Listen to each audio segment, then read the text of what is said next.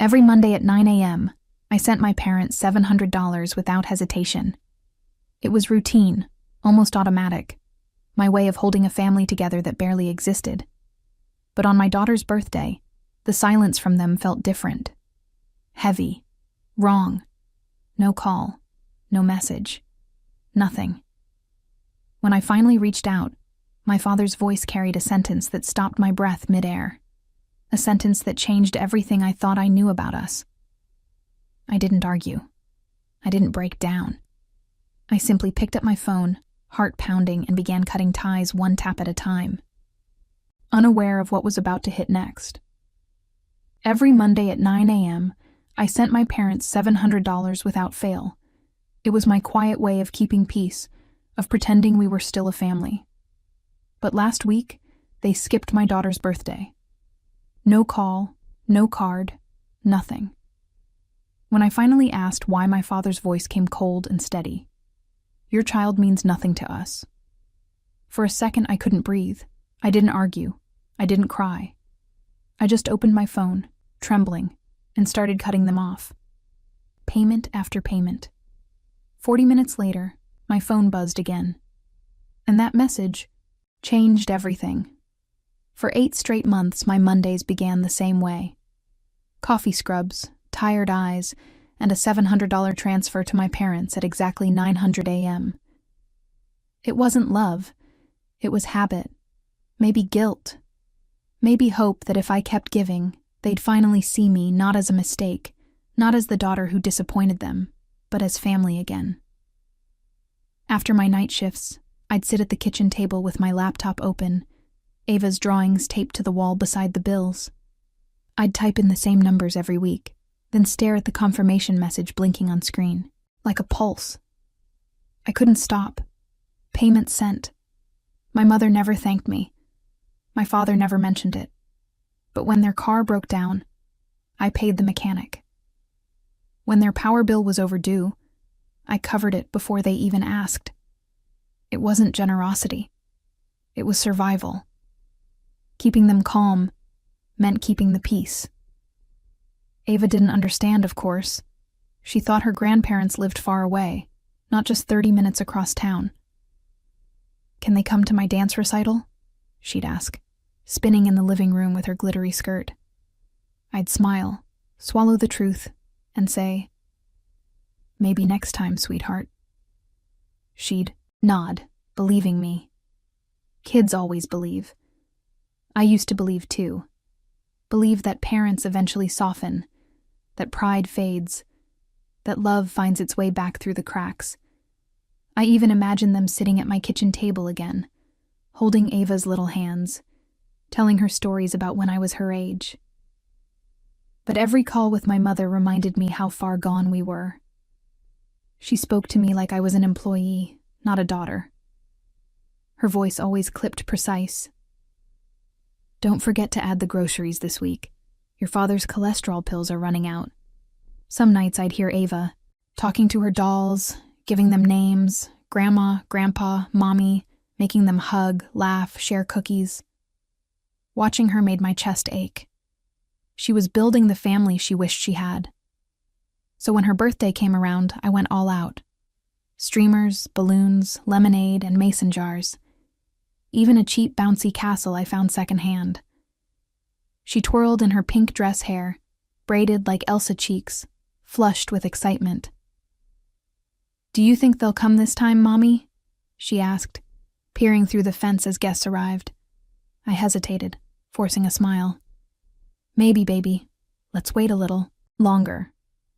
But deep down, I already knew. By 3, the candles had melted into soft pink puddles, and the lemonade was warm. The yard still smelled like sugar and sunscreen, but the laughter was fading. Ava kept glancing toward the front gate, her fingers sticky from frosting the hem of her dress catching sunlight. Every few minutes, she'd ask the same question softer each time. "Mommy, do you think Nana and Grandpa are almost here?" I smiled the way mothers do when they're breaking inside. "Maybe, sweetheart, maybe traffic's bad." But there was no traffic, no call, no excuse, just silence. I kept the party going even when the last guest left. Ava sat on the porch steps with a cupcake in her hand, her sparkly shoes dangling. She stared at the road like faith itself might drive up and park. When the sun dipped low, she whispered, "Maybe they forgot." I knelt beside her, brushing hair from her face. "Maybe," I said, pretending not to feel my throat tighten. "But we still had fun, didn't we?" She nodded, tired now, her lashes heavy with sleep. That night, after tucking her in, I sat on the couch scrolling through photos, her smiling, with friends' balloons bobbing in the background. Every picture felt like proof that I'd tried. Then I saw it. Mom's text sent that morning. "Tell Ava happy birthday from us." That was it. No call, no visit, not even a period at the end of the sentence. I stared at the screen for a long time. Then I called. I don't even know why. Maybe I wanted an explanation. Maybe a lie that sounded like love. Dad answered. His voice was sharp, annoyed, like I'd interrupted something. "What is it, Penelope?" "Why didn't you come today?" I asked. A pause, a sigh heavy with contempt. "We didn't feel like it." "Dad," I said quietly, "Ava was waiting for you. She made a card." Another pause, then the sentence that split my world clean in half. "Your child means nothing to us." For a moment, all I heard was the low hum of the refrigerator and the blood pounding in my ears. My body went cold before my mind caught up. "What did you just say?" He didn't repeat it. He just hung up. I sat there with the phone still pressed to my ear, staring at the blank wall across the room. Not crying, not shouting, just frozen. Ava's drawings fluttered on the fridge behind me. Little crayon hearts and stick figures, smiling in a world that didn't exist. My hands started to shake. I turned the phone over, set it on the counter, and whispered to no one. "Okay." The quiet felt heavier than grief. I walked to Ava's room. She was asleep, her hair tangled, her cheeks still pink from the day. I knelt beside her and kissed her forehead. "You're everything," I whispered, "even if they can't see it." Back in the kitchen, I looked at the clock. 9:07 p.m., the same time I usually check the week's payments. The habit was automatic, my thumb hovering over the app before I stopped myself. Not this time. I poured the leftover lemonade down the sink, wiped the counter clean, and stood there in the stillness, knowing that after tonight, something in me was about to change forever. I didn't sleep that night. I just sat at the kitchen table, watching the clock tick past midnight, replaying his words over and over. "Your child means nothing to us." They didn't echo. They carved. Every syllable felt like a cut I couldn't stop touching. The phone was still on the counter where I'd left it. My reflection shimmered faintly on the dark screen. Hair-messy eyes swollen a version of myself I barely recognized. I reached for it not to call them, but to end something. For years I had kept the peace by paying for it. Every Monday at 9 a.m., I turned guilt into currency. Now, I was done buying forgiveness that never existed. I opened my banking app. My hands trembled as I scrolled through the recurring payments. Rent, groceries, utilities, insurance. Each one had my name beside theirs. I stared at the list, then started deleting one by one, like cutting puppet strings. Click, cancel, confirm. With each tap, my heartbeat steadied. The trembling eased.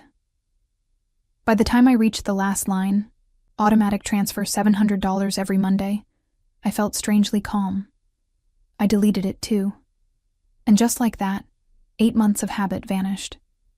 For a long moment, the room was silent. The fridge hummed, the pipes groaned, the night pressed close against the windows.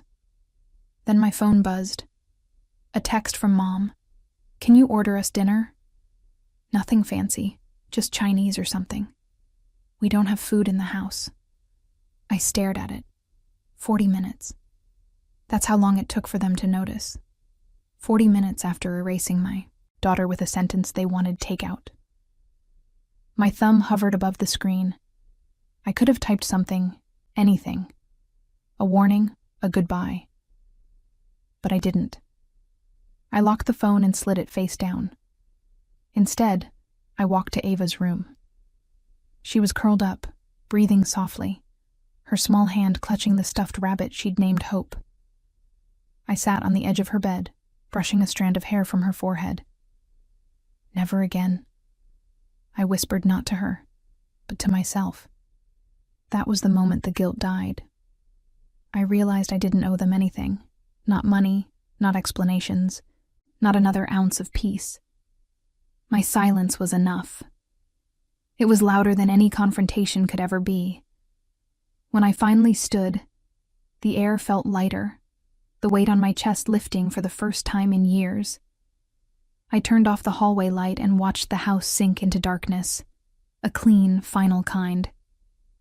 Some betrayals don't need a fight. They need a funeral.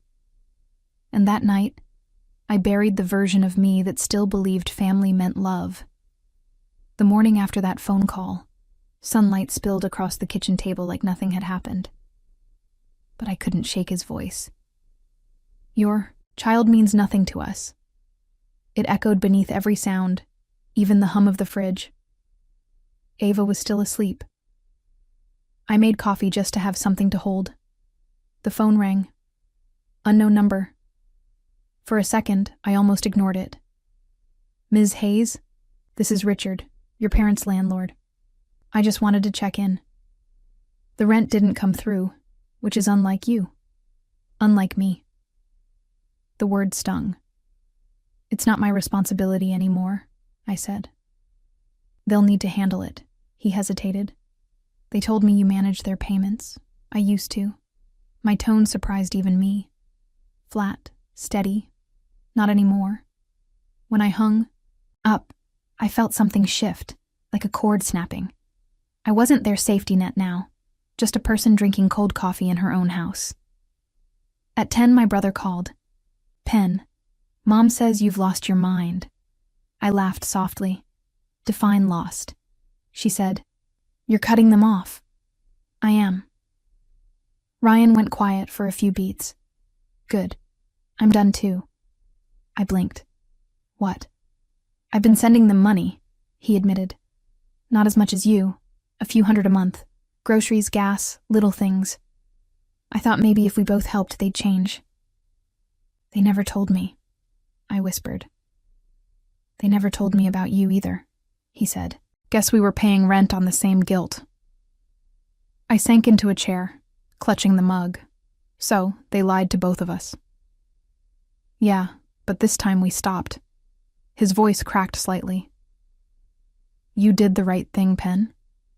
Before I could answer, another notification lit up my phone, a Facebook tag. A live stream replay titled, The Truth About Our Daughter. My stomach turned. Oh, God.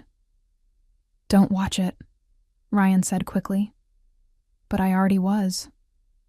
The thumbnail showed my mother clutching a tissue like an actress caught mid-monologue, my father sitting beside her, arms crossed. Mom sniffled. We've always supported Penelope through everything, but she's made up lies, telling people we're monsters who refuse to see her child. None of that is true. Dad leaned closer to the camera. She's been forcing money on us for years. She needs help. I didn't blink. I just watched numb until the moment came the part I knew was coming. My father lifted a printed photo of Ava smiling in her pink birthday dress and said the same words again, this time to the world. This child does not exist to us. I froze. Ava's laughter from the park, her small hands clapping at candles, flickered in my head like a film burning out. I closed the video, unable to finish. Within an hour, messages poured in. Are you seeing this? Is that your dad? Comments piled under the video, half sympathy, half judgment. Who says that about a 6-year-old? She probably deserved it, praying for their hearts. If this is real, it's disgusting. I turned my phone off.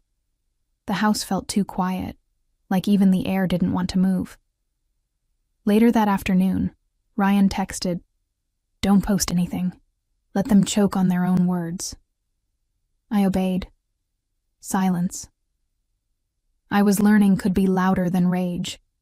By evening, the video had spread through our small town. Their church friends shared it with prayer hands emojis. Others commented, "What kind of grandparents say that the tide was turning without me lifting a finger?" The next morning, Richard texted again. "They've been told to vacate 30 days. I'm sorry it came to this." I didn't reply. I didn't need to. Justice for once was efficient. 2 days later, my cousin Lauren called, voice shaking with anger. "They're at the family reunion. Can you believe it?" I frowned. They weren't invited. They showed up anyway, trying to get sympathy. "Lauren, I'm done pretending," she said. "You might want to check Facebook later." Then she hung up. An hour later, I did. The video was already climbing and shares grainy handheld footage from someone's phone. A sunny backyard picnic tables, plastic cups. My parents stood near the center, my mom speaking to a circle of relatives pleading, "No matter what Penelope told you, she said we love her." And that poor child. She's confused. Lauren's voice cut in sharp and clear. "Before or after you said her kid doesn't exist?" The camera turned toward her. She was holding up her phone volume, blasting. From the tiny speaker came my father's voice, unmistakable. "Your child means nothing to us." Gasps, a collective inhale. My mother froze mid-sentence. My father's face drained of color. The whole yard fell silent except for a lawnmower humming somewhere in the distance. Then Uncle James stood up slowly, his voice calm but firm. "If that's how you treat your granddaughter, you don't belong here." No one argued. No one comforted them. They left without a word, faces pale, eyes down. The camera panned back to Lauren. Someone muttered, "Good for her." Another voice said, "About time." I watched the clip 3 times, then set the phone down and laughed a quiet, shaking laugh that came from deep inside my chest. Not cruel, just released. Ryan called that evening. "You saw it." I did. "They humiliated themselves," he said. "Finally they did," I said softly, and I didn't have to do a thing. "Sometimes the truth handles itself," he murmured. That night I sat by Ava's bed while she slept, her hand wrapped around her stuffed bunny. For the first time in months, my chest didn't ache. I listened to the faint sound of rain tapping against the window and thought of every Monday morning I'd wasted paying for love that never existed. I opened my laptop not to send, but to check the confirmation history. 8 months of payments, line after line of completed. I scrolled to the end and whispered, "Not anymore." The next morning, the headlines in our small town Facebook group were brutal. Church couple exposed for disowning grandchild. Someone had clipped both videos together, the live stream and the reunion scene. The comments were merciless. Hypocrisy at its finest. You can't erase your own blood. That poor little girl. By noon, their church deleted their photos from the website. The landlord changed the locks. Their supporters went quiet. I didn't post anything. I didn't celebrate. I simply took Ava to the park again. She drew stars on the sidewalk and said, "Mommy, this one's for Uncle Rain." The air smelled like rain and chalk dust. She laughed and the sound was so pure it hurt. When we got home, I found an envelope in the mailbox, cream paper, my name written neatly across the front. Inside a short note in Aunt Virginia's handwriting, they chose pride over love. You chose your child. That's what family is supposed to look like. I folded it and slipped it into a drawer. Some victories don't need applause. That night, as I tucked Ava into bed, she yawned. "Mommy, can Nana and Grandpa come next year?" I hesitated. "No, baby. They won't be coming anymore." She nodded, thoughtful. "That's okay. We can invite Uncle Ryan instead. I smiled, brushing hair from her cheek. Yeah, sweetheart, that sounds perfect. When I turned off the light, the room was quiet. But this time, it wasn't empty. It was peaceful, earned. The following week, everything felt quieter, like the world had finally exhaled. The endless pings, the messages, the noise, it all faded into a dull hum. My parents had vanished from social media, their profiles wiped clean. Their church released a short statement about family healing, but everyone knew what it meant. I didn't feel victorious. I felt free. The kind of freedom that doesn't rush, that just sits beside you in the morning sunlight and lets you breathe. Ava was humming at the breakfast table, spreading jelly on toast, oblivious to the storm that had finally passed. Ryan stopped by that weekend with groceries and a grin that reached his eyes. You look lighter, he said. Maybe I am, I replied. We drove to Aunt Virginia's for Sunday lunch. Lemon pie cooling on the counter, sunlight pouring through lace curtains. She hugged Ava first, then me. Peace looks good on you, Penelope, she said. Over lunch, she talked about boundaries, about how love without respect isn't love at all. I listened. Really listened. And for the first time, I believed it. Later, while Ava colored at the table, Aunt Virginia slipped an envelope into my hand. For when you forget, why you stopped inside was a single line. Kindness with boundaries is strength. That night, I watched Ava sleep and realized the silence in our home no longer felt like punishment. It felt like protection. I stood by Ava's door, watching her, chest rise and fall beneath the soft glow of her nightlight. For the first time in years, I didn't dread tomorrow. I didn't owe anyone peace but us. My parents had chosen pride. I chose freedom. And that choice, quiet, steady, final, was the loudest revenge I could ever give. If you've ever had to walk away to protect your peace, you're not alone. If you've ever held a family together alone, or carried weight that was never yours to carry, remember this. Your peace is not a debt. Walking away isn't weakness, it's choosing yourself. Sometimes the quiet decision you make in the dark becomes the strongest step of your life. If this story hit you, like the video, leave a comment, share it, and subscribe to the channel. You're going to want to hear what comes next.